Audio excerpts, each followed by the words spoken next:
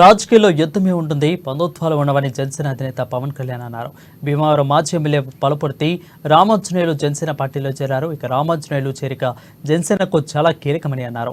ఎమ్మెల్యేకి ఓడిన వ్యక్తిని కూడా ముందుకు తీసుకెళ్లడంలో కీలకంగా మారామని అన్నారు.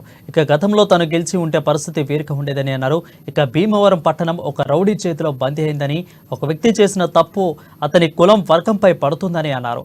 యుద్ధం తాలూకా అంతిమ లక్ష్యం ప్రభుత్వాన్ని మార్చేలా చేయడమని అన్నారు. జగన్కు ఆ యుద్ధం ఇద్దామని పవన్ కళ్యాణ్ పిలుపునిచ్చారు. చిరంజీవి గారు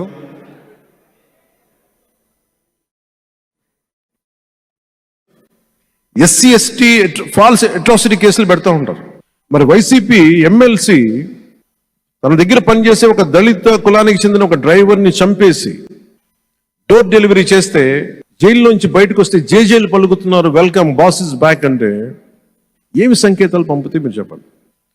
మన వాడే తప్పు చేశాడు, మన కులస్తుడే, మనోడే తప్పు, మనం కరెక్ట్ చేశాడని వాళ్ళు చేసిన తప్పుని మనం వెనకేసుకొస్తే ఇది అందరికీ దెబ్బ తగులుతుంది. భీమవరం కూడా నేను కోరుకుంటుంది, ఇప్పుడు దాకా నేను నోరెత్తలేదు, ఇప్పుడు ఎత్తుతున్నాను. కంది శ్రీనివాస్ని అక్కడి నుంచి తరివేయాలి.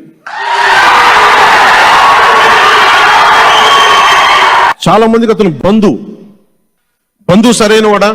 కాపు కులస్తుడే సరైన వాడా? కాపు కులస్తుడే మంచి చేసేవాడా? కాపు కులస్తుడే సమాజానికి అండగా ఉండేవాడా? మనం ఎవరు నన్ను ఆపడానికి రాళ్ళు గీళ్ళు వేయడానికి నా మీద సిద్ధపడ్డారు. మనం అలాంటి రౌడీ మూకలకు కూడా చెప్తా ఉన్నాం, నేను చాలా హ్యాండ్స్ ఆన్ పొలిటికల్ లీడర్, గుర్తుపెట్టుకోండి. ఎంత పద్ధతిగా మాట్లాడుతానో, ఎంత పాలసీ మేకింగ్ గురించి మాట్లాడుతానో, మీరు గొడవలకి సై అంటే దానికి రెండింతలు సై అని చెప్తాను, గుర్తుపెట్టుకోండి. చాలా పద్ధతిగా మాట్లాడతాం, చాలా దిగి మాట్లాడతాం, మర్యాద ఇచ్చి మాట్లాడతాం. రౌడిజం చేస్తామంటే రేపొద్దున వస్తాం మేము భీమవరంకి వస్తాం, ఈసారి మీరు నా మీద